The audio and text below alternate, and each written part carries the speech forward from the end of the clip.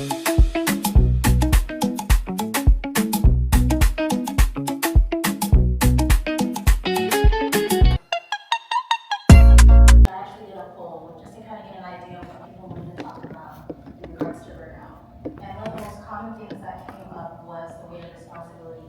a lot of folks feeling as though they're the pillar of their family or community with no one to really lean on.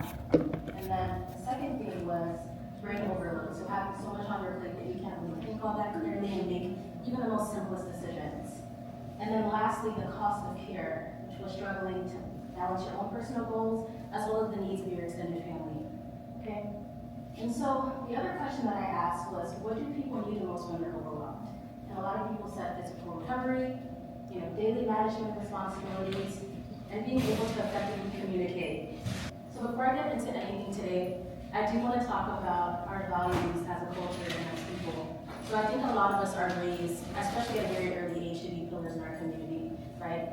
Extra points, if you're an older sibling, you're an eldest daughter, you know what it's like to have, these values of strength being expected, responsibility being normalized at a very early age, and pushing through as a major value. And so I value all of these things. I truly believe that these values is what allows us to get far in life. That's why most of us professionals in this room are here today. But we can still have these values while also respecting ourselves in our capacity, which is something that I want to really talk about today. So I know you guys are probably wondering, you guys have rubber bands, and I wanted to talk about capacity today. Okay, so when I say capacity, what I mean is that capacity is a limited bandwidth that everybody has around their ability to hold emotional, mental, and physical energy that comes with just general life demands, right? And so basically we all have a capacity, and within that capacity allows us to get all the things that we need to do without getting to a point of being chronically exhausted. Now what tends to happen is that as we continue to, you guys want to stretch, your rubber bands, as we expand our capacity, this thing gets thinner and thinner and thinner. And at a given point, it has two ways in which it's going to restore balance or try to get back to how it is. It's either going to bounce back into place in order to gain balance, or it's going to break apart, okay? And that's how I kind of like to describe burnout, is whenever we're past that point. And so how do you spot burnout? What does that look like? Burnout looks like mental exhaustion, okay? So that means severe emotional, physical, and mental exhaustion that's caused by prolonged stress or being past your capacity, right? And so that looks like that decision fatigue, okay? That looks like being not able to make simple decisions but larger decisions. That looks like impulsiveness, procrastinating at times, avoidance, brain fog, feeling hazy.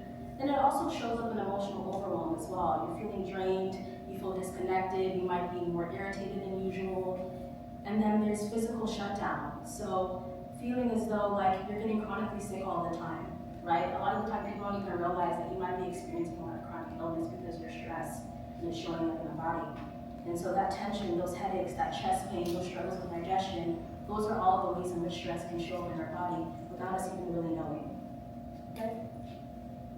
And so now I'm going to talk about the healthy ways in which we can balance stress, manage, or even avoid burnout altogether, okay?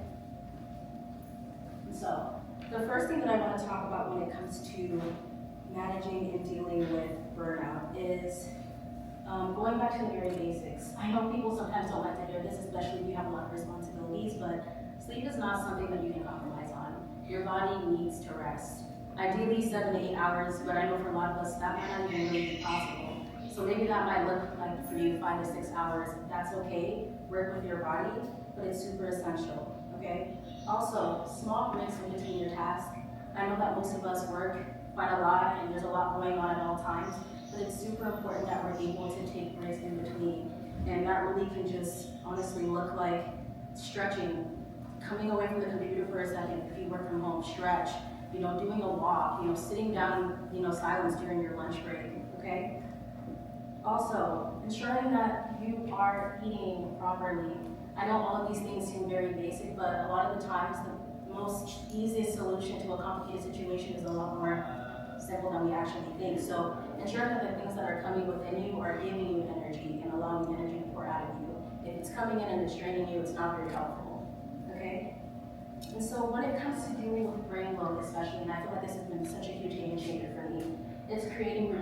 structure that actually works for you. Not anybody else's routine, but like a routine that works for you. And it looks like simplifying your routine so you don't have to be stuck in the mode of constantly having to make small decisions. And so for a lot of people, that means keeping things relatively the same way. So you see people meal prep, that's because they don't want to have to think too much, over the course of the week on what I need to eat. I just have something waiting for me. Having go-tos, maybe there's basic outfits that you can use interchangeably. That's a really good way to just kind of simplify your life and not have to spend so much time making decisions. Okay? And then another thing is making things in your life automatic, which I know comes with a privilege, right? So if you can automate your bills, right? You're not having to think about how money is coming out of your bank account, and you can kind of just set a standard. It makes it just a lot more simple for us, okay? And then putting similar tasks together can also be very beneficial as well. And lastly, okay, sorry. Okay, so what did I say last? Okay, so also putting similar tasks together. So if you don't have tons of emails to knock out, putting that within a time frame to do. And then also something that I find has been very beneficial is brain dumps. So sometimes I'll take a Sunday and I literally write down every single thing that's on my mind that needs to get done. And then I will basically organize them based off how important it is to me to get done. So that you don't have so much things that are weighing on you as you continue on in the week, okay? And then I think the last thing that I ended up saying was making a checklist, also a game changer. It allows you to make decisions just way more effectively and you're not having to spend as much time thinking. As she's doing that, I also want to talk about another way in which we can deal with decision making, and it's also delegating. I think that a lot of the time, especially when you're used to doing things on your own, you're working under the assumption that you have to be the person to make all of the decisions, and you have to ask yourself, do I have to be the one to make the decision all the time? Is this a decision that I can, delegate? Melvyn is really good at delegating things, So can I let somebody else do it? Is this a decision that I have to ask yourself, is this a decision that I have to make right at this moment, or is this something that I can hold off on and prioritize at another time when I have less things on my plate? Okay, and the second thing is emotional depletion and seeking support. So I think a huge thing that I'm also going to talk about today is the way that we look at certain things. So in therapy, we like to do what we call reframing, which is we take a perspective and we try to look at it in a different way, usually a positive way. And I think it's especially important knowing, our value systems as Black folks and Africans, that we understand that we can be strong while also, getting support from other people, which I think is hard for a lot of us to realize. We think that being strong means having to do everything on our own. I know I'm guilty of this, but that doesn't always have to be the case. Also, strength doesn't mean silence. There is actually a lot of vulnerability that comes with being able to tell someone, I need help, I need support in this kind of way. And so that's a way in which we can start to reframe things and allow ourselves to gain support, which is super necessary when it comes to dealing with the emotional depletion that comes with burnout, right? And so the way in which we can deal with that is processing the things that are happening to us, whether it's a close friend. I have 2 close friends here right now, or actually tons in here. Tons of close friends here that you can talk to about the things that you're going through. It's your partner, it's your friend, it's a trained professional, whether it be a therapist or somebody else, it's a sibling, it's a family member, anybody that you feel can hold space for you, because life is difficult and we need people to talk about these things and process them with so that we know that we're not alone in what we do, okay? And so we want to manage this idea or challenge this belief that I should just tough it out and I don't have anywhere to go, which is, I think, another thing that came up during the poll, which is a lot of people sometimes struggle with seeking support because they do feel like they have to do it alone, and you really don't, okay? Another thing that I wanted to talk about today is reframing and moving away from shame, right? Especially when it comes to rest, okay? I know that a lot of us, especially as an African person, I know for a fact that one of the worst things that I can be called is lazy. I don't want to be looked at as a lazy person, right? And I know for a very long time that has been connected to my relationship when it comes to rest.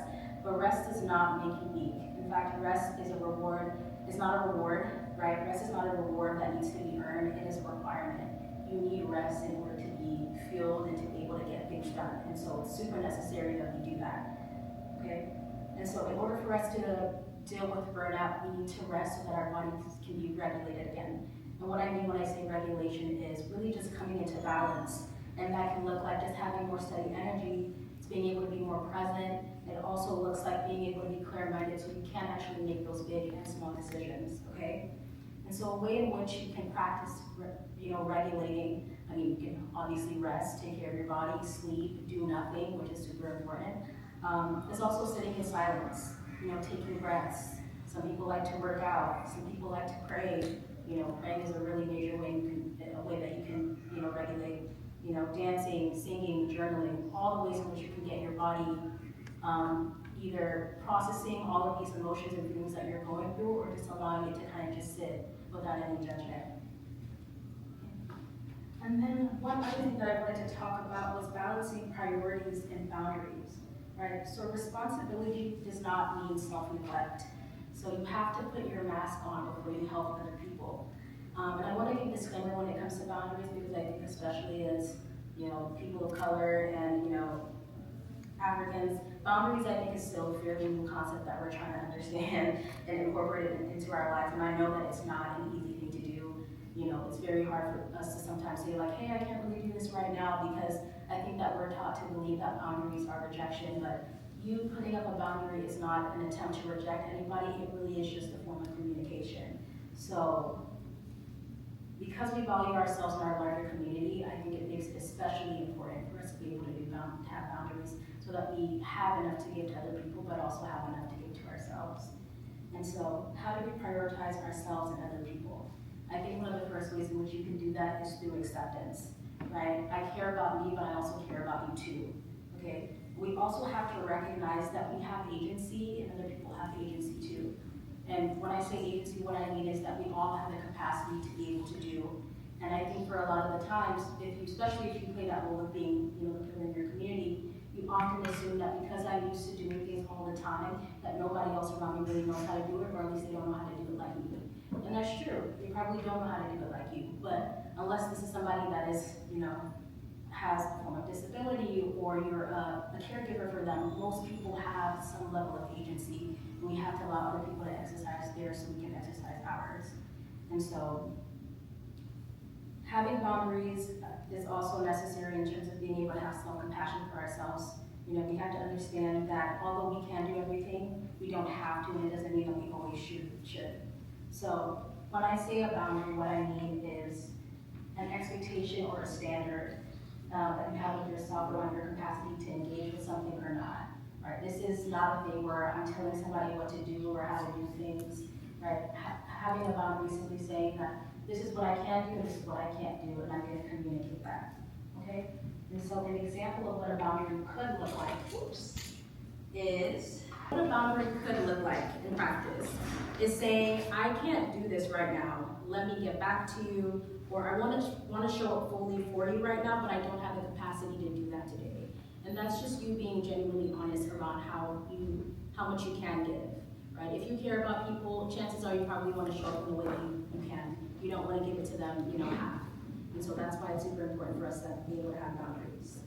Okay? And so final closing reflections.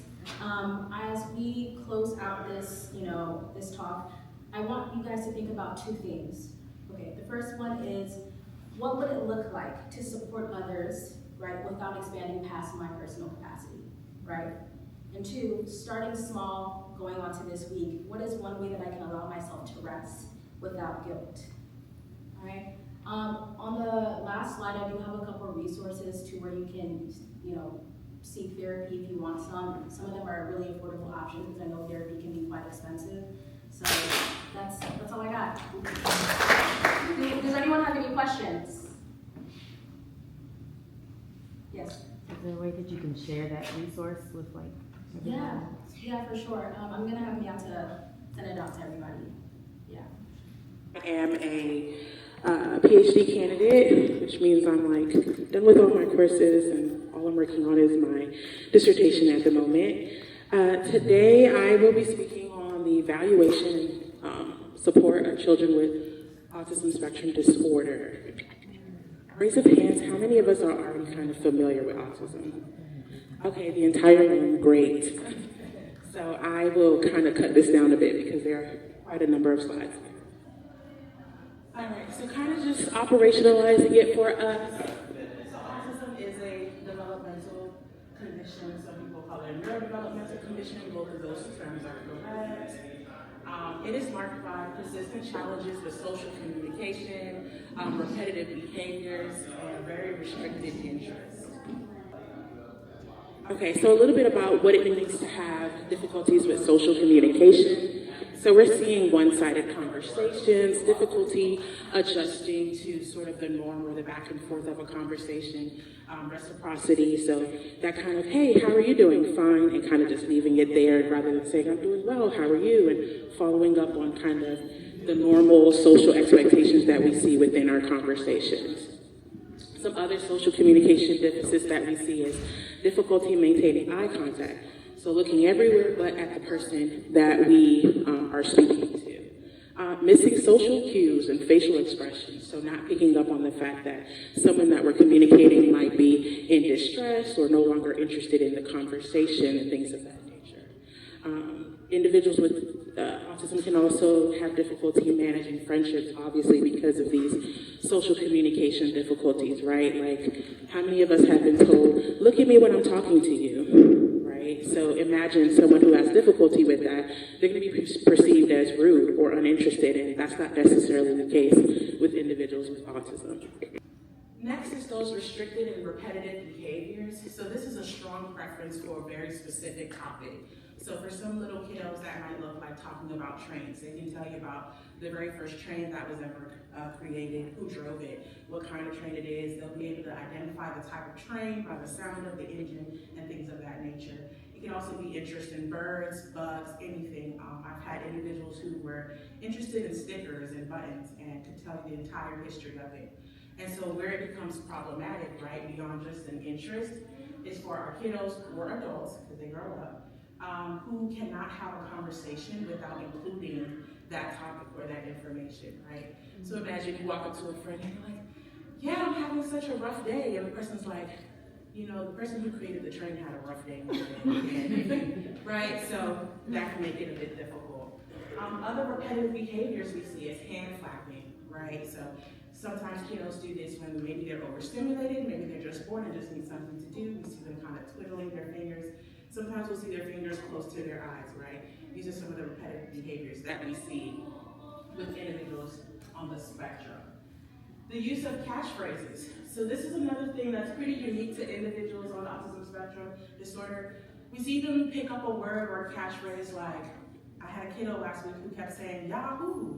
So for every single thing, every single comment, he just kept saying, Yahoo, Yahoo. That was just his way to express himself in conversation.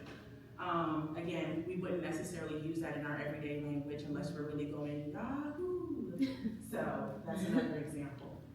And an intense need for routine. And so this one is very important because, again, this is where we're seeing kiddos or adults who, when there's a change in the plan, whether it's a real plan or a perceived plan, they're having a meltdown, a tantrum. They're asking you a billion questions about, well, what are we doing next? Where are we going? And things of that nature, because they need that structure or that routine to stay the same in order for them to feel emotionally safe and aware of what's happening. So far as everything I'm saying, pretty familiar, I can kind of chop it down a little. Okay. So I just wanted to talk a little bit about what symptoms might look like at the toddler phase versus the kiddo versus the older child phase. So at the toddler phase, right, not responding to their name. And this point is where I want to kind of pause at, because particularly within the West African culture, if someone calls your name and you go, yes, mom, it's a huge problem, right? And so oftentimes when we have kiddos in the community that aren't responding to their name, aren't engaging with the community, the first thing people are saying about them is, you know, they're line training, or this person is disrespectful, or this kid is rude, or their parent isn't raising them the right way. And again, not necessarily true, right?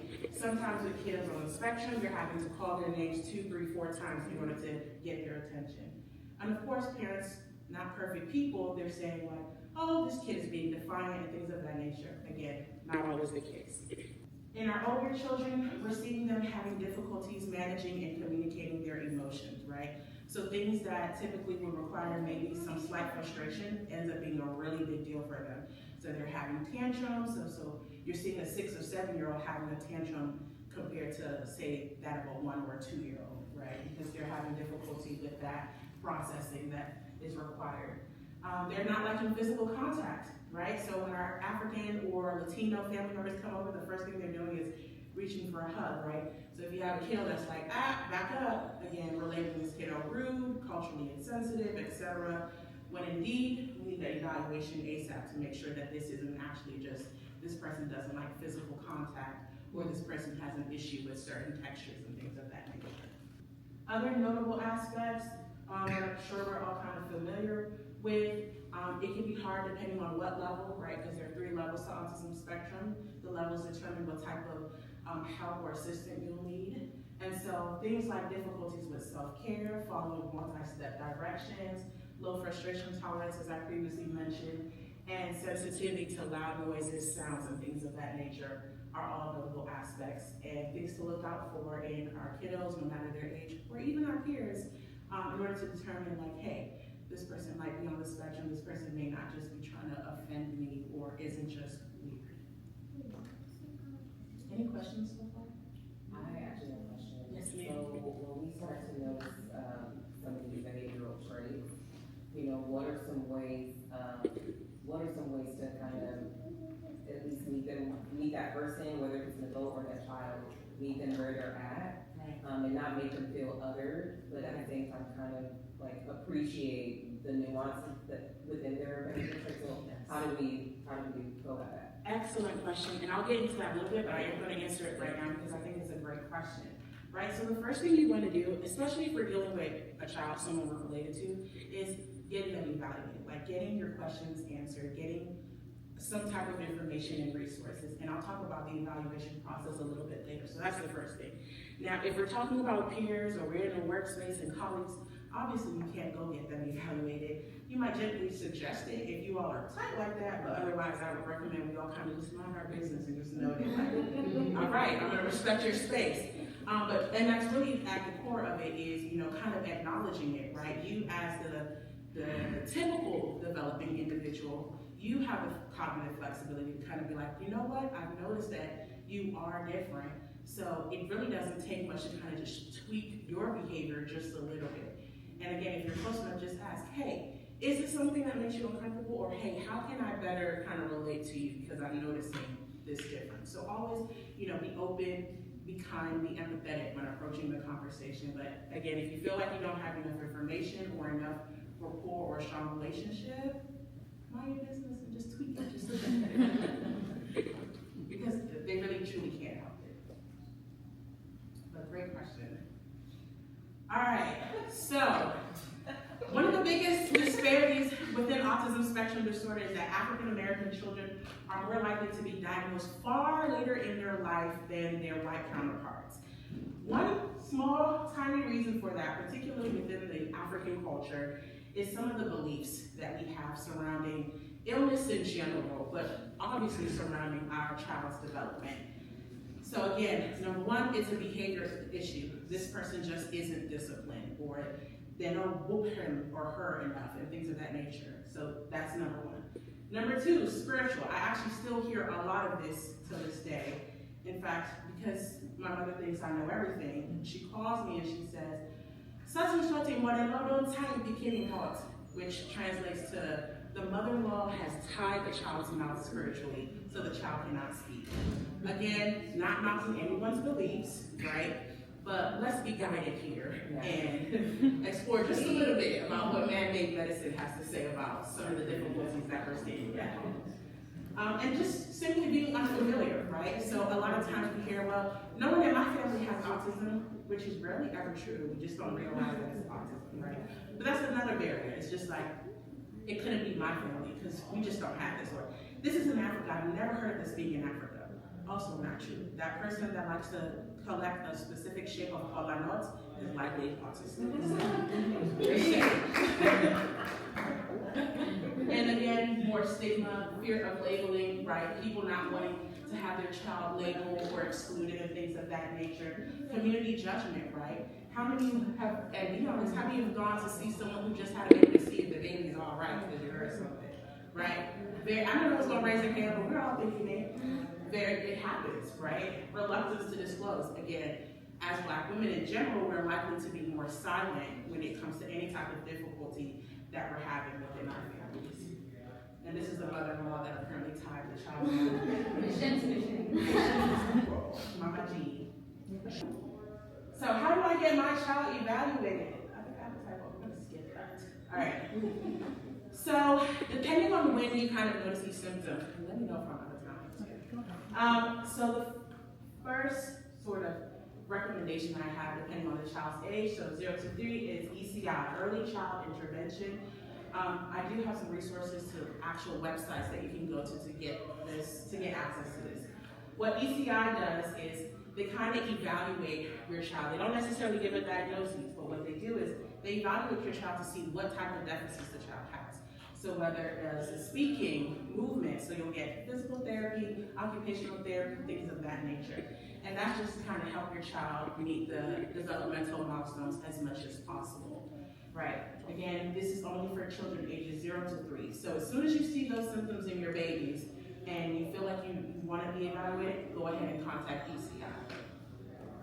And also one thing that I love about this is that they do charge on what's called a sliding scale. So for our families who aren't making as much, this is still an affordable option. All right, public school system. This is a very tricky one and again requires a lot of work and advocacy for your child when trying to navigate the school system and getting your child evaluated. What you can do is put in a formal written letter saying, hey, I would like my child evaluated, they're having X, Y, and Z trouble. Sometimes when the symptoms are severe enough, the teachers will be like, hey, I think you need to get evaluated, right? The schools do have requirements, so they must respond to you within specific times, and if they don't, please contact the TEA. That'll light some fire under the school systems behind.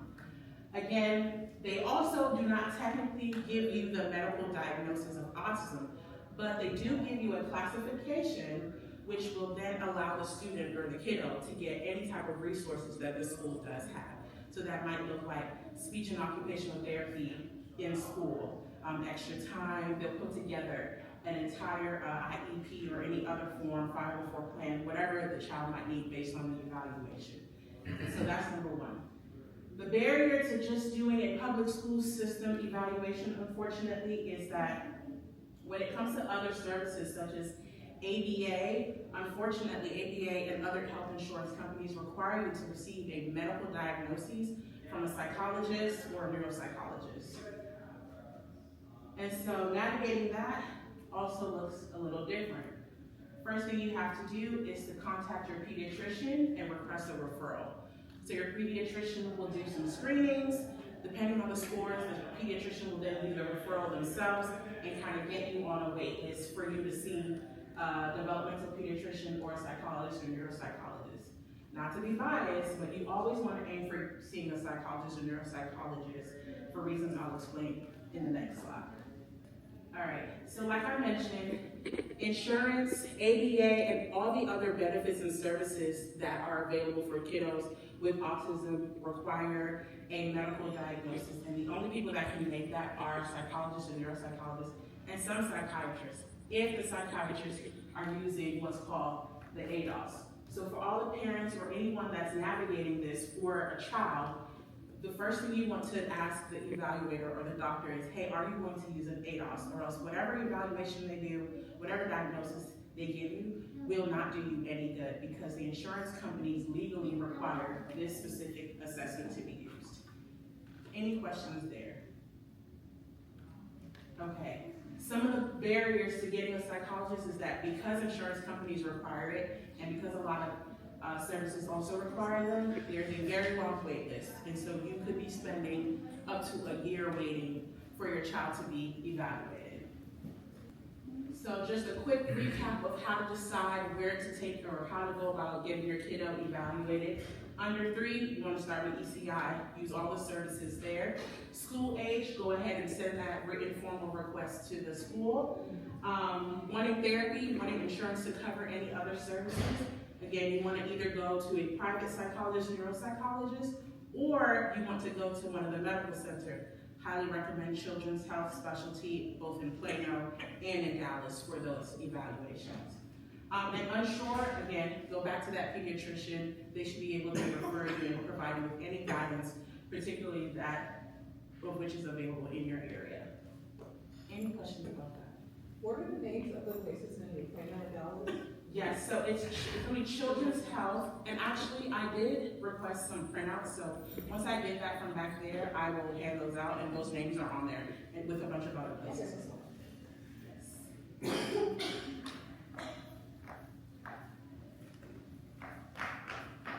Okay, and really quickly, I'm not going to go in depth about this, but how do I support my child? So the first thing you want to do is adhere to the provider's recommendation, right? If your provider says, hey, this child needs ABA, please don't default and say, I'm just going to send them back to my mom, she'll fix them. Your mom and your grandma are probably great, they probably raised you really well, but if someone is telling you, hey, you need additional services, please go ahead and use those additional services, right? Some of the things that you can learn with these services, such as PCIT, which requires both the parent and the kiddo to be in the therapy room together, is, okay, when my child is having a meltdown, how do I respond? What do I do? Do I wait? Do I pause, right? Because again, these behaviors, these meltdowns are really a form of communication, right? I'm uncomfortable. I can feel the cotton. I can feel the tab on my shirt. Any little thing can potentially set off a kiddo with autism. So please, please, please, whatever recommendations you get from your psychologist, your neuropsychologist, or your pediatrician, follow those to a T as much as possible. Support social interaction. One of the first default things folks do when they realize that their child might be a little different is they try to keep them away from the rest of the group because they feel like, oh, people are going to know that my child is different. That's true. They will know they're different, and it's up to them to conform to them and be decent human beings. So just because a child might not make eye contact or may not play with their toys the same way, that does not mean that that child does not want to still be in close proximity with others. In fact, it is proven that as children are around other typically developing children, they start to kind of mimic their behaviors as well. And it's a really good form of development for their language and their behaviors when they are seeing how other children are moving in their environment, right?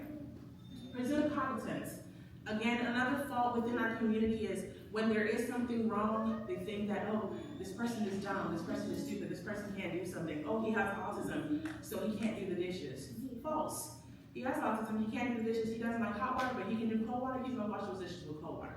You still wanna make sure that you're keeping some standard and some routine and discipline for your child because again, they're a child now, but they will be an adult later, and we are not going to be here with them forever. So you're wanting to make sure that whatever their capacity is, they are operating at such capacity. Again, unless a provider says, hey, this child really cannot do this, do not allow them to do this, allow that child to do that as much as they can tolerate it. So even if that's washing one cup or making their bed, if it's that one thing that they're able to do, make sure they're doing that one thing every day. They better be the best cup washer in the house. And then lastly, being supportive, right? If this child does have a special interest, they really like trains, maybe you're sick and tired of talking about trains, find them an I Love Train group, right? Put them in those environments that they are enjoying and that they're flourishing in. If they like to build things, put them in robotics. If they can sing, allow them to join the choir. There's special needs choirs as well if that's what they want, but not all autistic children necessarily fit that group as well. So you want to support whatever strength that individual or whatever talent that individual may have. And again, another benefit about testing is, especially when you go to a psychologist, we're going to tell you what this individual's strengths are, right? So if this child is good at math, we're going to tell you, hey, this might be a little accountant. He may not be able to work in a big bag, but he can work in a small bag, right? If he's good at building blocks, hey, he might be an engineer, he might not get along with all his peers, but he can build a good building, all right? So we're also going to tell you what that kiddo's strength is so that you don't think that your child having autism is the end all be all. That's absolutely incorrect. Any questions? And I think that is all. Yeah, so like I said, please remember that behavior is a form of communication. So instead of asking, how do I stop a behavior, kind of ask yourself, what is this behavior telling me, and how can I respond to this behavior that will kind of ameliorate some of those symptoms that we're seeing at the moment. Thank you.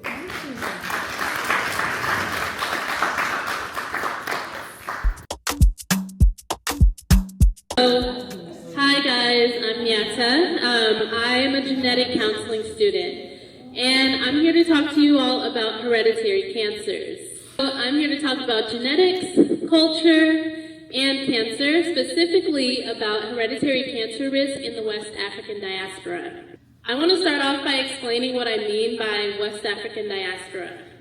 So as we know, African Americans were brought here by slavery, and a large number of the descendants of enslaved Africans either returned to the African continent and went back to West Africa, or they stayed where they were sent off to.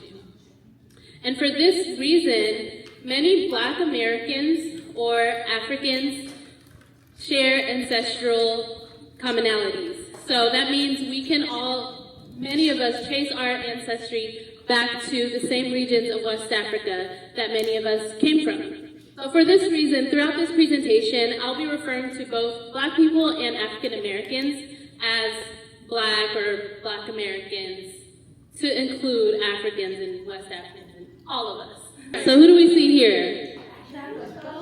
Yeah. So we've all heard of Chadwick Boseman, right? We know that he played Black Panther, he was T'Challa, but we also know that he passed away back in 2020. He had colon cancer. So he was someone who looked really healthy. He looked like a strong Black man, and and looking at him, you wouldn't ever think that he was sick, right? So when the news broke out, I was surprised. And he was diagnosed with stage 3 colon cancer in 2016 when he was only 39 years old.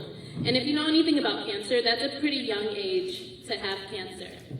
And it took him about 3 years before he eventually died from the disease. So this means catching it at stage 3 means that it had been in his body developing for those years before it was finally diagnosed at stage 3.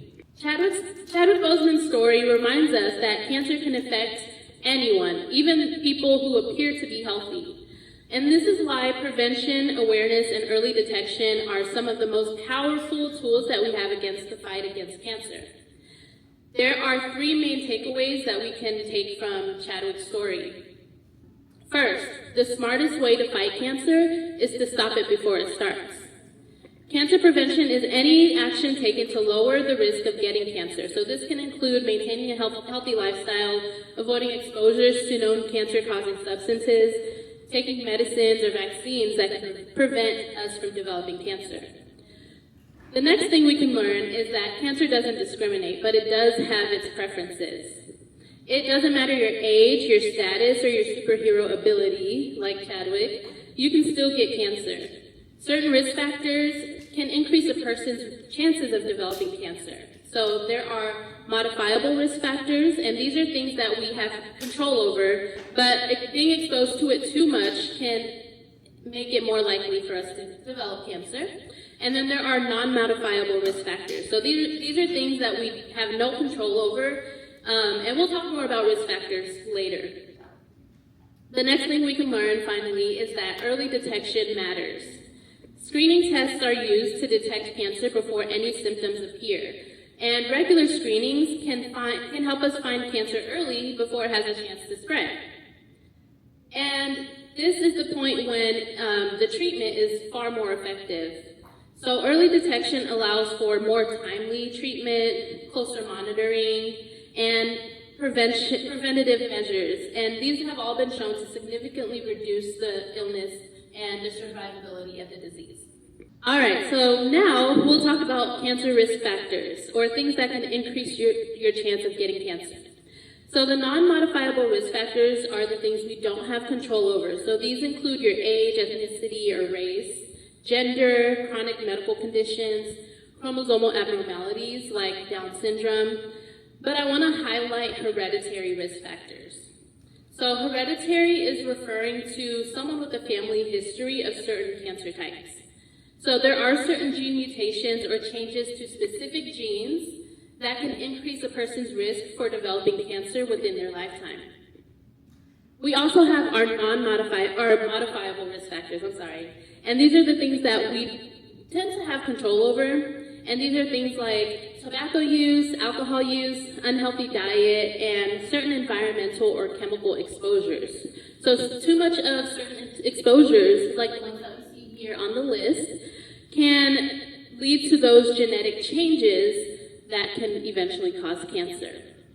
So things like the ultraviolet radiation, UV, that is like sun exposure, and then pollution, certain drugs, some food contaminants. And from what we know, age is the most significant predictor of cancer risk.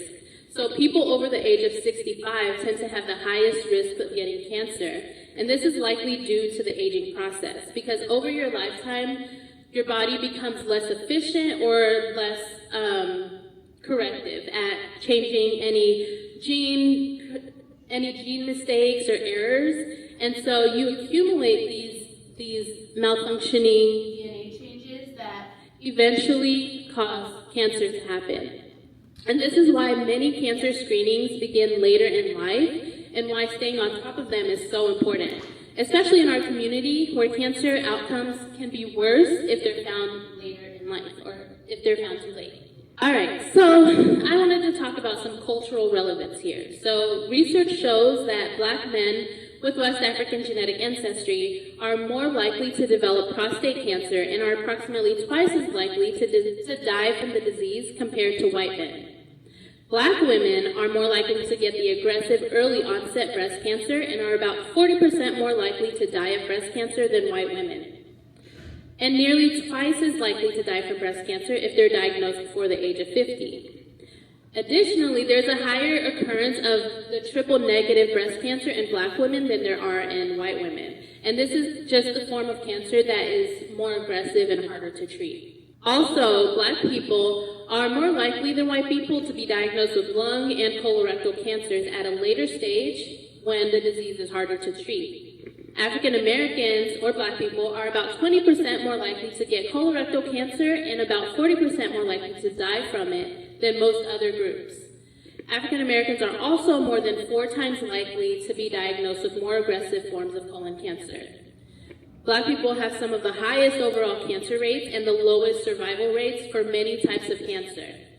When you look at these numbers, it's very evident that we need to take action in our communities. By increasing awareness, participating in promoting cancer screenings, and understanding our family health history, we can work towards lowering these rates and improving overall health outcomes in our communities.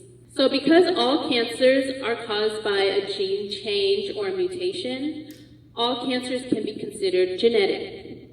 Most of the time, these genetic changes happen by chance, or they're called sporadic. So you see here in the circle, 90% of cancers are sporadic. So they just happen randomly, and this means that the cancers are caused mostly by environmental exposures, age, or other factors that science really hasn't figured out yet. And these sporadic cancers do not run in families. But there is that 10% that is hereditary, and so that means that there was a genetic change that was inherited or passed down in the family. This genetic change increases the risk for getting cancer. The signs of a hereditary cancer include a cancer that is diagnosed usually at a young age, so that means under the age of 50 is considered young, especially for breast and colon cancer. A cancer that is rare or more aggressive at any age, so think of pancreatic cancer or male breast cancer. Also, if there are multiple people in a family diagnosed with the same or related cancers. So specifically, having 3 or more relatives on the same side of the family with the same or related types of cancer. And then multiple primary cancer diagnoses in the same person. So one person who has had maybe breast and ovarian cancer in their lifetime.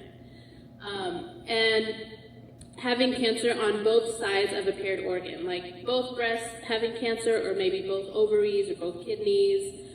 If you see that, we immediately think it's hereditary. And then also being of a certain ethnic background kind of increases the risk of us thinking there's something hereditary going on. So, for example, someone of Ashkenazi Jewish background, and then also having a family member who is tested positive for a hereditary cancer gene. And I know I did just give you all a lot of information, so let's recap and think about what we talked about so far. So we talked about how Black people are disproportionately affected by breast, colon, and prostate cancer. We talked about the different cancer risk factors, age being the biggest. We also talked about sporadic versus hereditary cancer. So sporadic cancers happen by chance, and then hereditary cancers are the ones that run in families. And do we have any questions about these things so far? Yes. Not specific. Maybe you might go into this later on in your presentation. But, when should members of our community, seek your type of genetic counseling? Yes. Like when should we? How do we go about doing that? Is that something that you're going to touch on? Yeah. Okay. Yeah. So that's a good question, and I will touch on it. But the short answer here is to first talk to your family, get your family history, know what that looks like, and then talk to your doctor. Yeah, because most of the time genetic counselors need a referral from your doctor. I guess a secondary question, I'm sorry. Go ahead. So I know that colorectal cancer tends to be, we tend to have that highest amongst our community. Is it our diet? Is it, what contributes to that? What do you think? Yeah, there are multiple things, and we're thinking diet is a contributing factor for sure. And I don't want to give you the wrong information, but yeah, there are a lot of different factors. Okay. So now I want to talk about cancer screening and prevention methods. So screening for cancer is important, and there are 3 things to consider. So first, you want to talk to your insurance. Most screenings are covered, but your insurance can help you find a doctor if, in case it's not covered, they can give you a doctor that is under your plan specifically. And then you can also talk to the screening facility, because sometimes they have programs that you could qualify for to get screenings that are lower cost or maybe even free.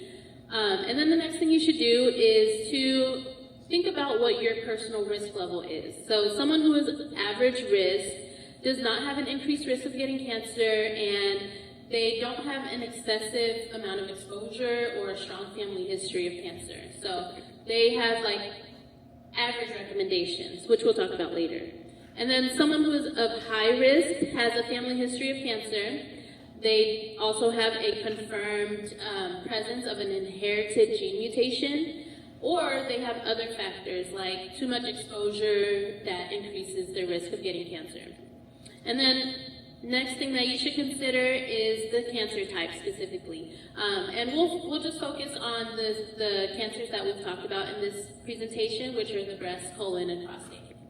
So less than 1% of men are affected by breast cancer, and having an inherited cancer syndrome can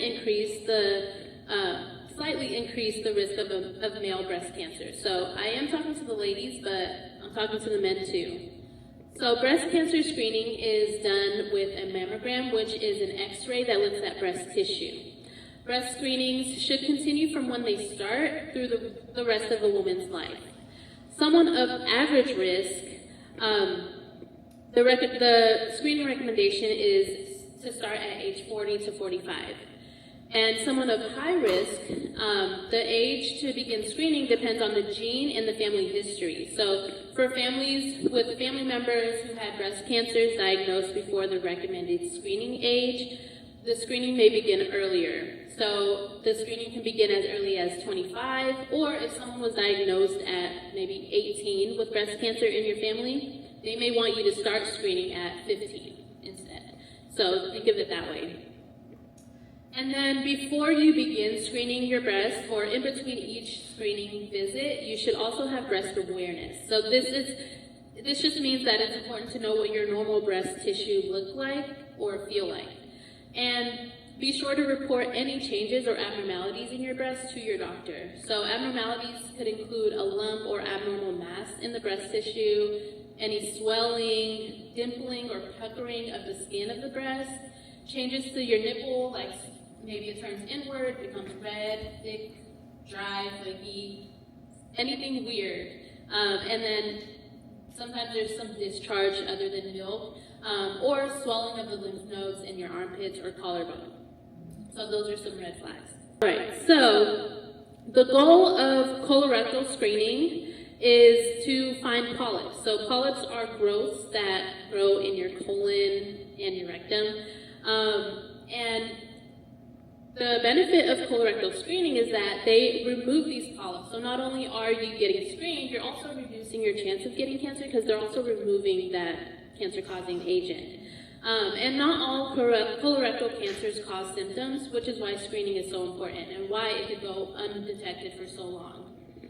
And if there are symptoms, you should report them to your doctor. So the symptoms to look out for are changes in your bowel habits, blood in your stool, diarrhea, constipation, or feeling that your bowel isn't emptying out all the way, belly pain or cramps that don't go away, or unexplained weight loss.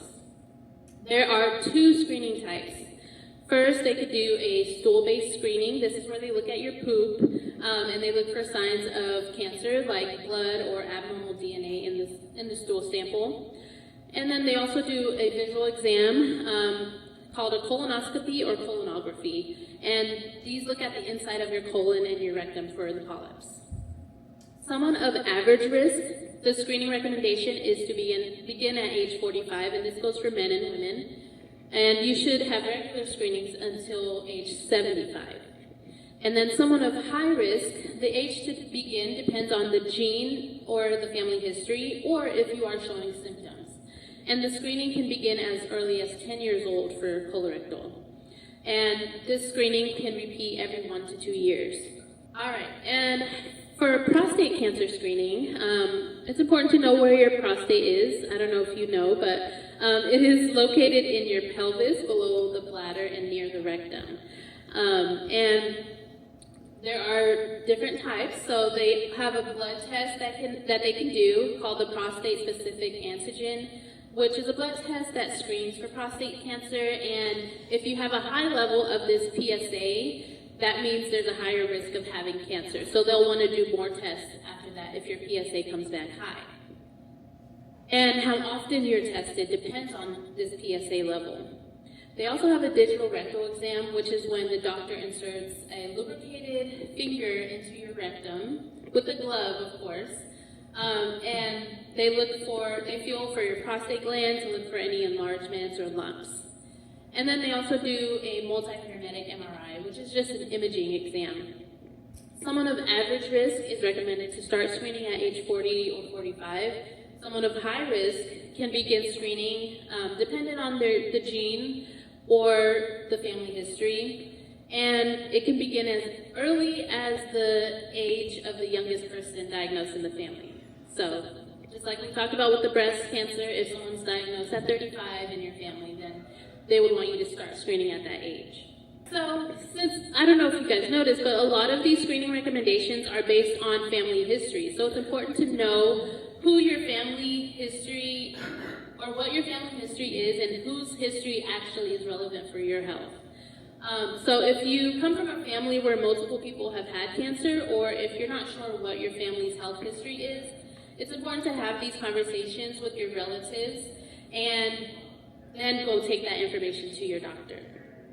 So you want to, your genetic information is only shared with people you are blood related to. So this doesn't include that uncle that you only call him uncle because your parents went to primary school with him or something. So this is a good chart to let you know who exactly is your relative. So a first degree relative is someone you share 50% of your DNA with. So these are your parents, your kids, or your full siblings. So siblings that you share the same mom and dad with. Your second degree relative, you share only 25% of DNA with these individuals, and they include your half-siblings, so someone you share one parent with, your grandparents, your aunts and uncles, nieces and nephews. And then your third degree relatives, you share the least amount of DNA with these people, and only 12.5% of DNA is shared. And these are your cousins, great-grandparents, and great-uncles or great-aunts.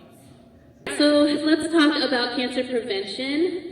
Prevention, like we mentioned before, are actions that you take to lower your risk of getting cancer. So these can be staying away from all forms of tobacco, including hookah, guys, getting to and staying at a healthy weight, getting regular physical activity, eating healthy with plenty of fruits and vegetables, and it's best not to drink alcohol, but if you do drink, have no more than 1 drink per day if you're a woman, or 2 drinks per day if you're a man. Also, protect your skin, because we did see UV radiation on that list, right? And know yourself and know your family history and your risk levels. You should also get regular checkups and cancer screening tests and get cancer prevention vaccines like the HPV or hepatitis vaccine. So these are more things that you could avoid. And there are certain workplace environmental exposures like asbestos, so that's why, I don't know if you guys have seen those commercials that, you know, you get compensated if you were exposed to some of these things. So these are things to look out for. All right, so genetic testing looks for changes in genes that are passed down in families. So these changes can raise a person's risk of getting cancer later in life, and hereditary cancer testing can help people learn about their cancer risk. It can also help them decide if they should get checked for cancer earlier or take steps in order to lower their risk. A genetic counselor can help you understand your risk and decide whether genetic testing is right for you. Cancer genetic counselors can be found at Baylor Scott & White here in Dallas, Medical City Plano, UT Southwestern, or you can go to findageneticcounselor.nsgc.org. All right, so what is next? So Black people experience some of the highest overall cancer rates. But because there are still barriers to us accessing genetic testing and genetic counseling, we don't have the full information about how much of our genes or what our true inherited cancer risks really are in Black families. So to help us better understand and address hereditary cancer risk in our community, we need more participation of Black people in genetic research, and it's also important to help us understand and address hereditary cancer risks in our community. So in the meantime, there are steps we can take to keep ourselves healthy and prevent cancer. So after today, your next step should be to collect your family history. So that's the first thing that you should do. So talk to your family about cancer and other medical history in the family. And be sure to ask the age of the diagnosis and the cause of death for the people that you talk about, because it really matters. So if their age was maybe 65, we're not too concerned that it's hereditary, but if you're talking about someone who got breast cancer at 13, then yeah, we're concerned. And you also want to see your doctor. So after you get your family history, share it with your doctor and ask questions about your own personal risks. So your doctor's not going to punish you. They're not going to, judge you. They really just want to know all the facts so that they can direct you to where you need to be. And then you can speak with a genetic counselor. So if you are considered high risk, genetic counseling may be right for you. Ask your doctor and be sure to talk to your insurance. That way you know if it's covered or not. And above all, you should keep up with your cancer screenings. That's the most important thing to do. So anyone who is average risk or high risk should be getting the recommended cancer screenings done. So being high risk may mean you'll need to begin screening at an earlier age than the average person. This is all I have. If you all have any questions, I'd like to answer. Yes. If somebody that you know has prostate cancer and they caught it early, they did whatever, like the surgery, removed the area, the affected area, what is the probability of that cancer coming back? What age were they diagnosed? 56. Okay. I can't tell you the chance of it coming back, but if they did the surgery and removed what they needed to remove, I'm sure they'll be having like lifelong visits. Okay. Yeah, so even if it does come back, since they'll be, on high alert for this person, Right. they'll be able to catch it in time. Okay, and then other question, if that happens, so say like Dang, I'm trying to figure out how to question. So that person has what is the probability that I can get it even though it's sporadic? So this Okay. transparent. My father was diagnosed with prostate cancer. Okay. We caught it early, first stage, but now I don't know history. We don't know us African. We don't know everybody's history. Mm-hmm. So what is the probability? I mean, obviously prostate. Women can't get prostate, right? Yeah. But what is the chances of me maybe getting like cancer? A cancer? Okay, so that's a good question. Or what is the cancer that leads to prostate cancer for Right. Okay, so one of the genes that we know is associated with prostate cancer is called the BRCA1 gene. And having a gene mutation on that specific gene increases your risk for breast cancer, ovarian, prostate, and other cancers. So if your father had prostate cancer, did he ever do genetic testing? Now that you know what? Something was wrong. Okay. You see, yeah, exactly. That's what I'm talking about. We don't like to talk about our health. Yeah, we don't like to talk about stuff like that. Answer no. Probably. Okay, so if you did do genetic testing and they found that specific gene for him, if you went and told your doctor that, then your doctor would get you to a genetic counselor, because then they would know that there's a chance you could have inherited that too. But I can still request if I wanted to. Right. Yeah, if you talk to your doctor about your history, yeah. Okay. To piggyback off of that, you did offer a lot of resources, but an important thing that you want to do, you will have doctors that refuse that. So if they do, you do want to go find another opinion, or you would ask the doctor to document that they refuse because you're not presenting any symptoms. So a lot of providers, especially being Black, we do have to be advocates for ourselves. And I personally had a friend that he had several doctors tell he was having colon issues, and I think he's younger than me actually, probably late 20s, early 30s. And I think he had weight loss issues, and like doctors were like, oh, it's in your head, or he's like, oh, you just had. And so he had to go to a different doctor, and they finally listened to him, and he had to get those polyps removed, and he's fine now, he's healthy. But when he did come online and say like, hey, you need to make sure doctors help listening. I say doctors, but providers, if they're not listening to you, find an opinion, and it's sad to say, but you have to my mom can piggyback off that. She's on the provider side, but just based on things I see at work and what I read online, it's like they're like, oh well, you didn't have any symptoms, it's fine, or you can have system 1 week and another week you're fine. They're like, oh, well, nothing's wrong with you, and then next thing you know, you're at stage 3. Right. That's just an ordinary screening too, not even even if you But go then to you the be doctor. shocked, there's some things where doctors go, oh, well, you're not having any symptoms, you're gonna need tests for that. So for genes like BRCA, he's super aggressive, and Miatta said, you can translate into things like prostate cancer and all of those things. Right. They take it more seriously when, let's say, a family member is diagnosed with that has that BRCA gene, right? It's very important that they go around testing. If it's an older woman, they will go around testing their family members, the children, to see if they have that. But the process to get that diagnosis, or that, it's the fight, honestly, because a lot of doctors just don't really want to take that time out sometimes to do the extra step or give you referrals. So that's where it comes to advocating for yourself is very big.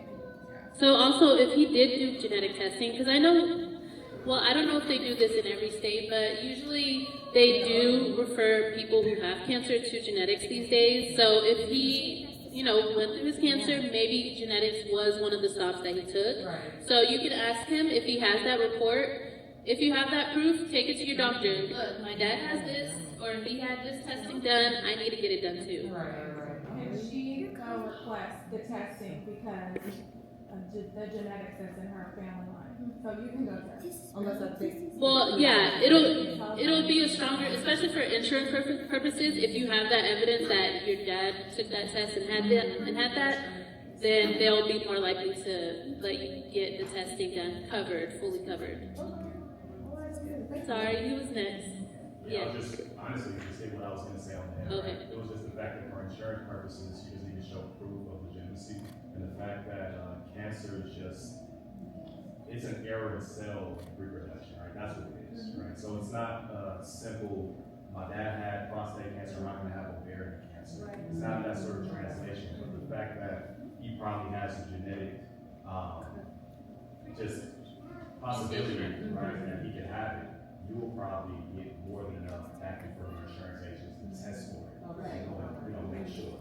Right? But it's not not a one-to-one thing. Right, okay, yeah. Thank y'all.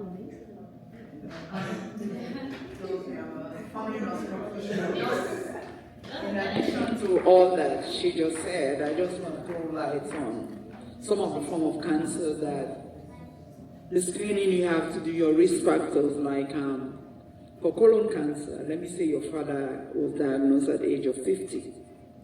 And if he has a son, over the years of my practice, I've proven this, I've seen it. The son needs to be screened 10 years earlier than the age the father was diagnosed. Let me say your father was diagnosed at 50. The son, if he has a son, especially a son, he should start screening at the age of 40. But the latest research findings, they're seeing more and more younger people diagnosed with colorectal cancer. I don't know what the problem is, maybe stress level. One of the risk factors is high-fat diet, which causes a lot of cancer is just excessive division of cells. So when our lifestyle is so fast, sometimes we don't even have time to sit down, eat a healthy diet, we just on the go. So it's one of the risk factors, high-fat diet, and then stress level, inadequate sleep, because during the time you sleep, the body gets rid of toxins and takes those free radicals off. So you see some people are diagnosed with cancer even with no family genetic lineage to it. So I just want to add to what you said. Then for prostate cancer, you do the PSA and your number should be 0.4 or less. If it's above 0.4, then you have to go for further screening. You have to do the MRI or other testing. And then for breast cancer, I just came back from Africa. There's a high prevalence of a kind of breast cancer among women in East Africa. I remember during my grad school, I wrote a paper on that, conducted some tests. I've seen a girl that was diagnosed with breast cancer after she had a baby at the age of 26. She was from Somalia. Yeah, there's studies that's been conducted by NIH in Maryland for women from a certain area in East Africa, Somalia. That's the Horn of Africa, Ethiopia, Somalia there. So if you have a friend maybe from that region, just after baby, they start seeing that, like what my daughter was just saying, this girl had the baby and then she went to the doctor. The breast was kind of so hard with fibrosis, but the doctor said, oh, it's the hormonal stress that you went through. The girl kept complaining with pain and everything. Eventually, she was diagnosed with stage 4. She was from Ethiopia. I took care of her. She just had a baby. So for breast cancer, if you have a first family line that has it, it's necessary for you to do the BRCA1 and BRCA2. And if it's found positive, like what Angelina Jolie did, you can go ahead and do prosthetic. I mean, you have to do some mastectomy, prophylactic mastectomy, radical. That alone has kind of taken the risk of you having it. Then there's also another cancer, cervical cancer, that has been almost completely eradicated just by having the Gardasil vaccine. If you have children from the age of 10, boys can have it, female can have it. In fact, I was shocked when I went to Sierra Leone. They've been administering it in schools. It's just one kind of cancer that's been eradicated just by vaccine. So if you have a child from the age of 10, before they become sexually active, before the age of 25, they should have it. Just an input. Sorry. I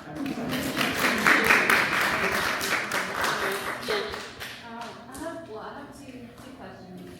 One goes back to what she was saying about her friend who did have some symptoms, did feel like something needed to be done, but as we are all sharing, we have to somehow advocate for ourselves. For those of us who are not in healthcare, I wonder if there's a particular format in which to present your symptoms, or like, let's say you don't necessarily have someone in your family, but you know that your symptoms are sporadic, it's here, it's there, but you think that there's something, you listen to a lecture like this and you're like, maybe it's, you know, something, but you don't necessarily have a family history, or you don't know your family history because they don't know themselves. What do you do and how do you present that to your provider to be able to really get things moving and get tested? I think like she was saying, make sure they document that they're refusing care, but I do want the nurses to answer that, because would you want to know? She had her hand, she can answer. Oh, No, go ahead. Well, I'll suggest, I'm a nurse, I'll make a suggestion. One of the things that I know would be very important is to keep track of your symptoms. make sure you're documenting like the different symptoms and how they vary. Like, oh, when I ate this, if it's a colon thing, when I ate this is what I had. Keep track of that. Like you mentioned, ask your family if there's anything in their history, like asking your parents.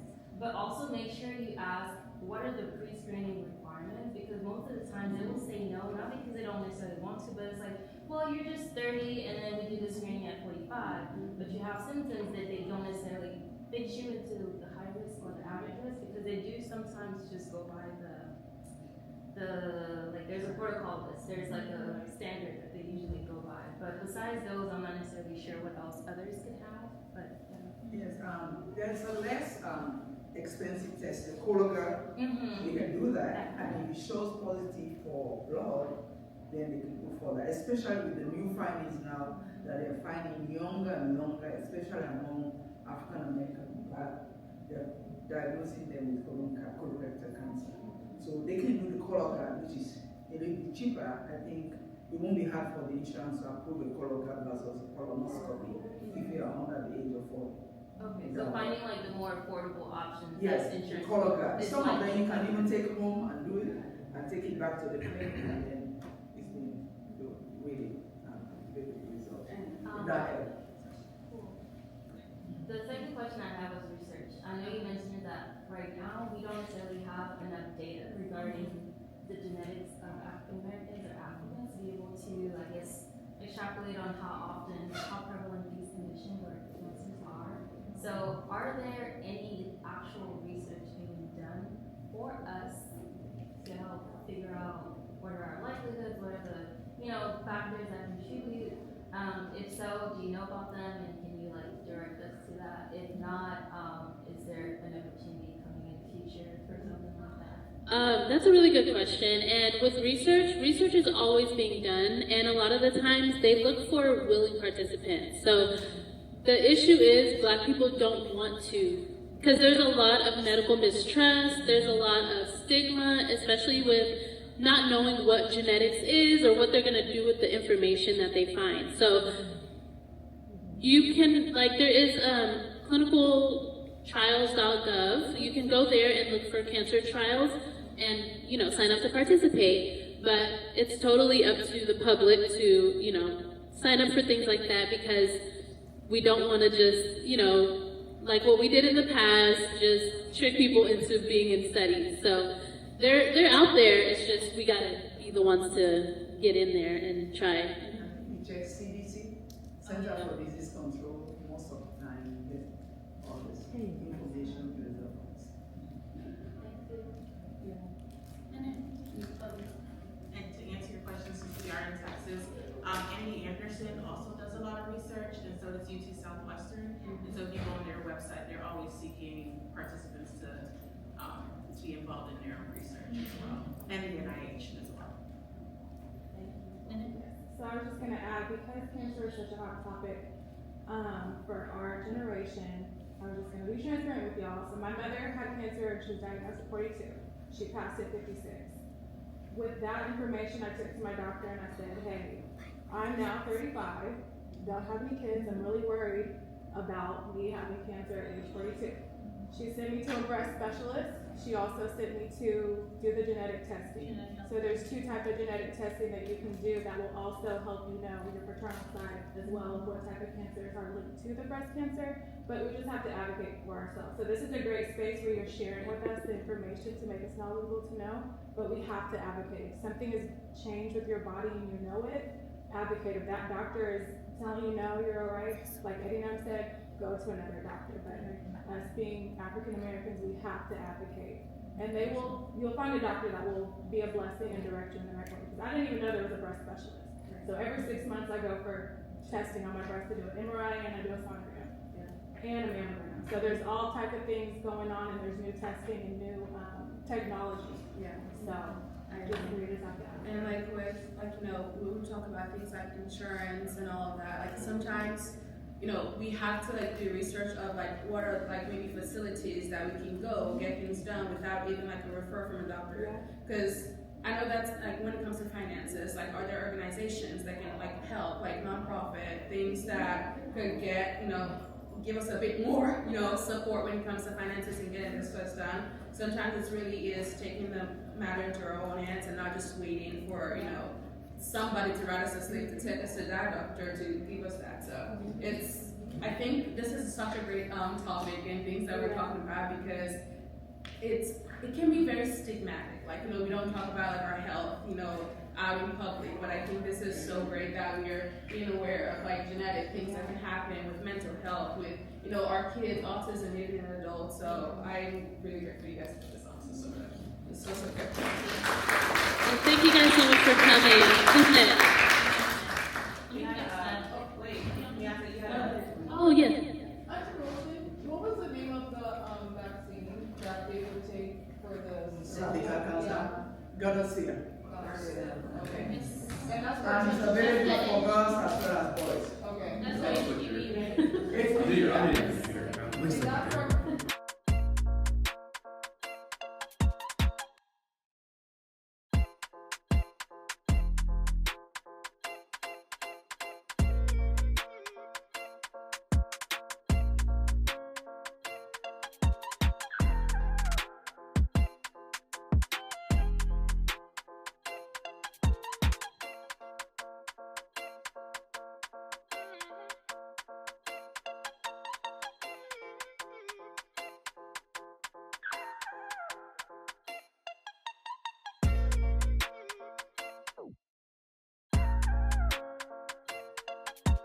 Good afternoon, everyone. My name is Edinam Kokutse. I am a registered nurse here in the Dallas area. I've been a nurse since September 2020, so this September will be 6 years, and then I will let my co-host introduce himself. Hi, I'm Melvyn. I'm also a nurse. Thanks for coming. So I think it's great that we're going when we are going because we're just going to tie in together everything that everyone's already talked about. So some of the pieces, since that's not like, they touch on it in nursing school, but like Kona did a beautiful job of speaking on that. And then Miatta did a beautiful job speaking on genetics. So I kind of just tie the pieces in and then we'll go from there. But I'm going to speak on overall wellness. When it comes to overall wellness, there are several different components of it, but one that I thought would be easiest for everyone to comprehend the picture would be something called the triangle of health. And so that takes into account your physical health, your social health, and then your mental/emotional health.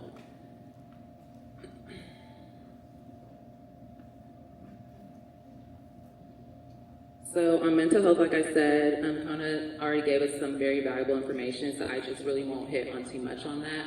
I'll probably go more off like the scientific, the nursing route on that. There is mental exhaustion, like she said. We all feel like we are the pillars of our family and things of that nature. But one thing from the nurse's lens would be like boundaries, like she said, that's very important. Because when you do take on a lot of extra stress or you don't give yourself time to relax, there's something called the cortisol connection, which can cause your body to be consistently inflamed, which can lead to, like she said, some chronic illnesses, and you'll wonder like, oh, why am I sick, why am I this, and it literally could just be linked to stress. And when you do remove those stressors, then you'll realize you start to get better. And cortisol is just a steroid hormone. It's produced by the adrenal glands, and it could just overproduce if you're constantly in that. Like, if you always feel like uneasy, that is cortisol in there, and then that's just stress and anxiety and inflammation in your body. Consistent inflammation in the body is usually not a good thing. It can be linked to sicknesses.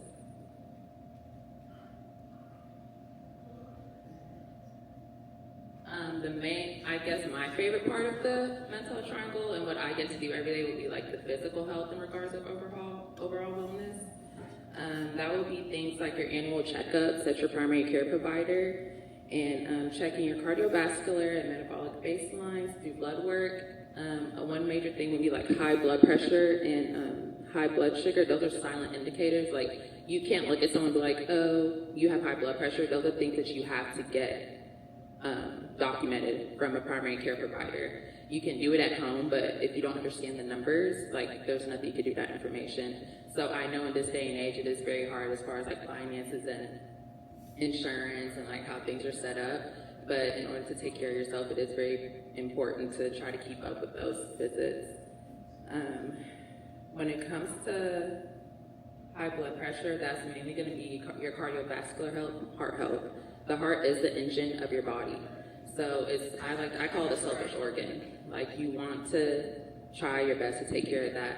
And there's several things. I'm going to try to keep it simple because I know we went through a lot of information today. Let's see.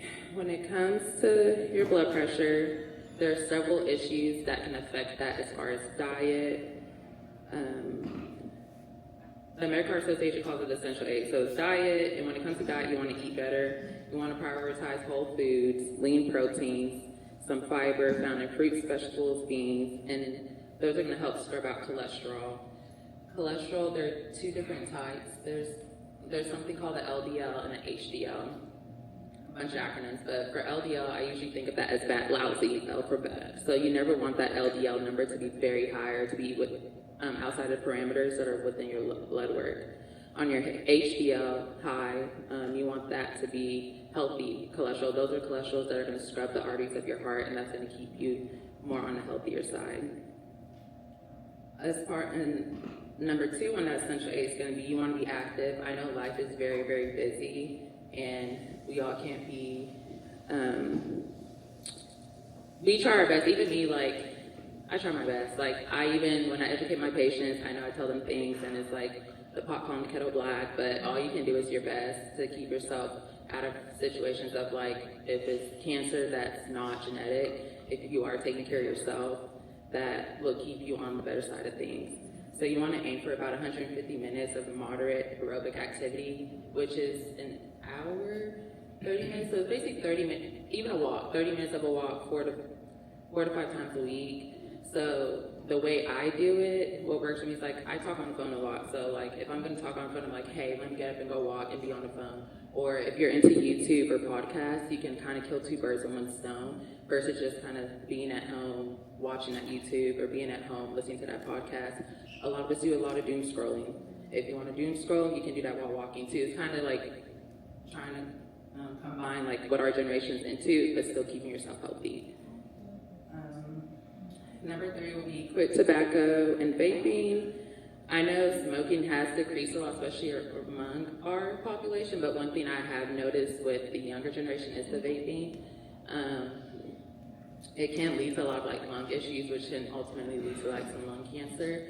So if you do have younger siblings or younger people around you, kind of like, if you can educate them, like, hey, I know that's what's popular, but it can cause, like, health issues down the road, because I have already seen patients that are having, like, pulmonary issues due to, like, consistently vaping. And sleep. They talked about sleep. Sleep is very, like she said, that is when your body is at rest. That is when your cells are able to regenerate.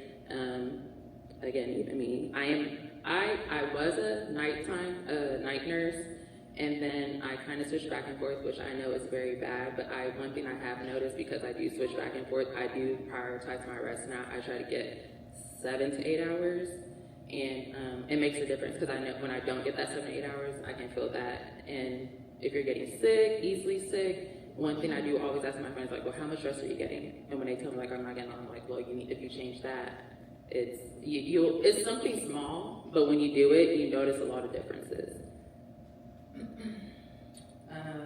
And then again, managing weight, the doctors will tell you that we'll, like, roll our eyes and stuff, but it's a big issue, because the more weight you do put on, it's harder for your heart to tackle that. So if you can stay within the parameters that they give us, I know it's hard, it's very, very hard, but at the end of the day, like, you're gonna appreciate yourself for taking those kind of things serious.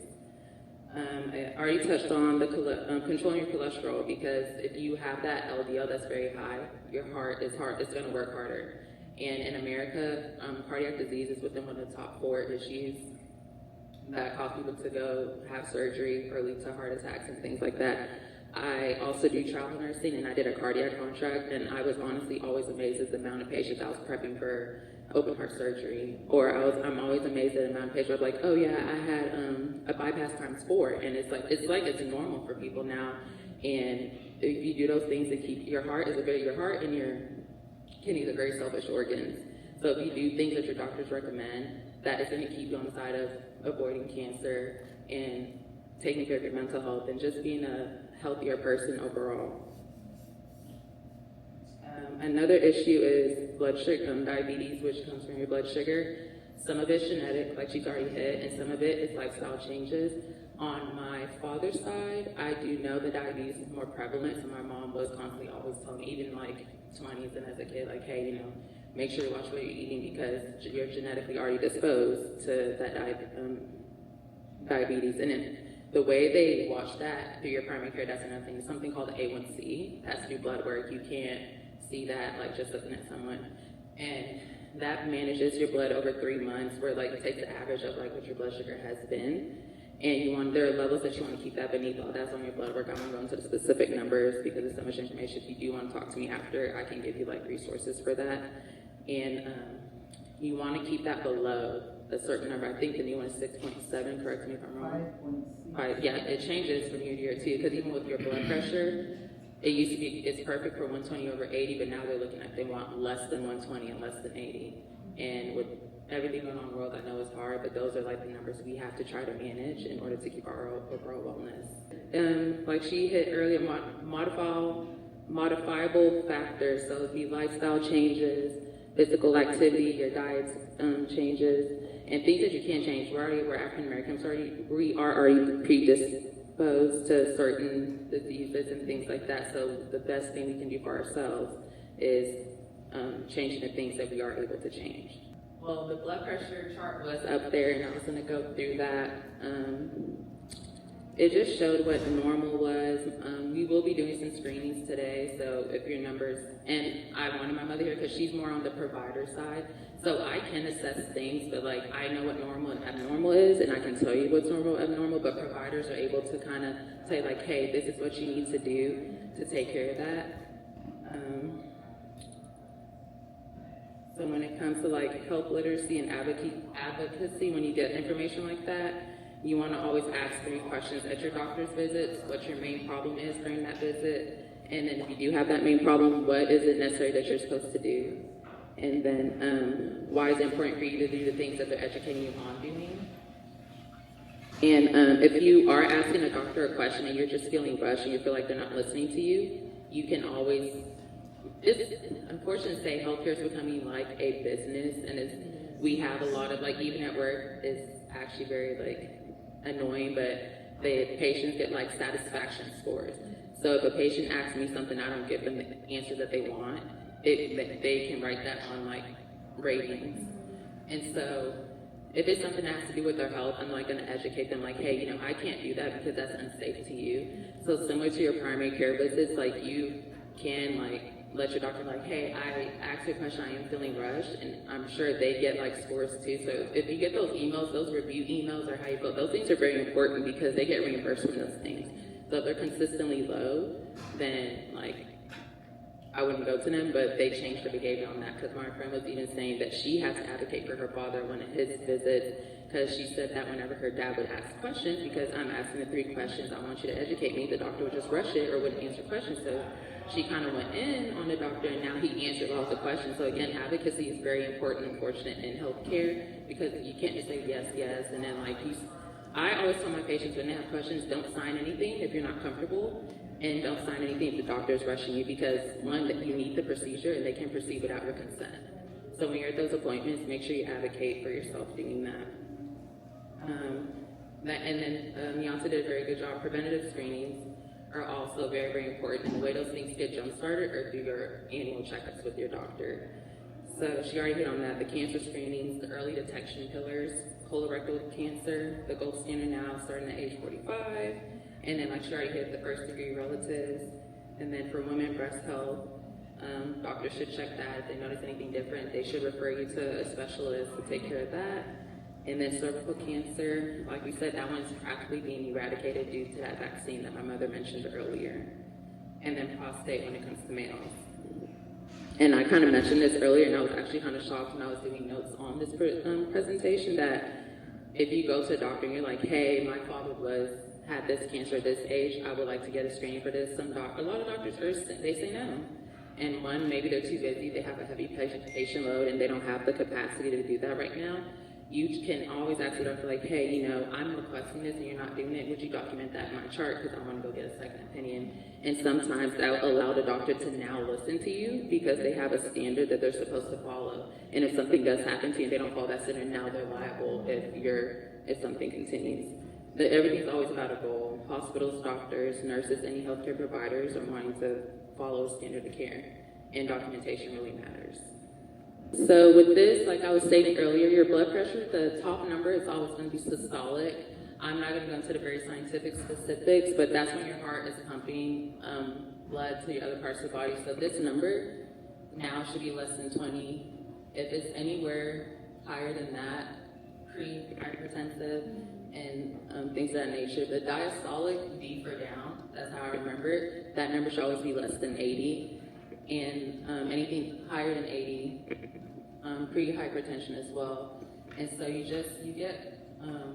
can start to get concerned if that number is getting higher. Some of the symptoms for that would be headache. And it's very important to pay attention to your blood pressure because that can lead to issues of like a heart attack and stroke. And if you catch that really late, then it leads to hospital visits, ER visits, and maybe something else more fatal. And then I'll also speak just a little bit on social health because we've already had the mental health discussion already. And then they do teach us that, but again, you have a referral to the hospital. But for social health, that means like one thing I've really noticed with our generation is like, boundaries are important, but I think there's a line and there's a blur where it's like, you still need community when you're not able to keep yourself up, kind of like a partnership. So community matters when it comes to that social health. Like if you get some bad news and like you can't get to that point, it's nice to have people there surrounding you because that social health can lead to your mental health, which you're doing well, but if you're doing it alone, now you're trying to wonder like how to get all that stuff situated. And life isn't meant for us to go alone. So just to make sure you're taking that social skills, finding hobbies that you really like, finding things that entertain you, and making sure you're not going through life alone because that ties into that triangle of health of like not only your physical health, not only your mental health, but also your social health.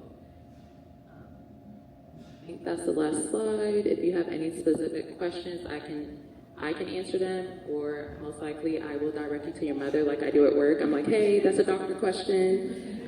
She's a provider, so she has more specific insights into the physical parameters of like taking care of your overall health. She wants to add things that I didn't hit because I'm just a nurse. So, hypertension, for you to be diagnosed as an hypertensive patient, you have to have a record of your blood pressure for at least a week. Yes. If you're systolic, which is the top, that's when, we have 4 chambers of the heart, sorry. Talking AMP now. Yeah, when those upper chambers are working, that's when you get the top number. Yes. And then when the bottom ventricles, which are the ventricles are at rest, that's when you get the bottom number. Let's see, when the bottom number is at rest, the exact pressure on the walls of the heart. The heart is all muscles. It's made up of muscles. And the heart should weigh just about 4 pounds. But persistent hypertension will lead to what we call cardiomegaly skills and even some mental things that may come up if you have like a stroke or something like that. I mostly work with kids, like I said, in the school setting. So I work with a lot of kids with autism or other congenital diseases and physical disabilities.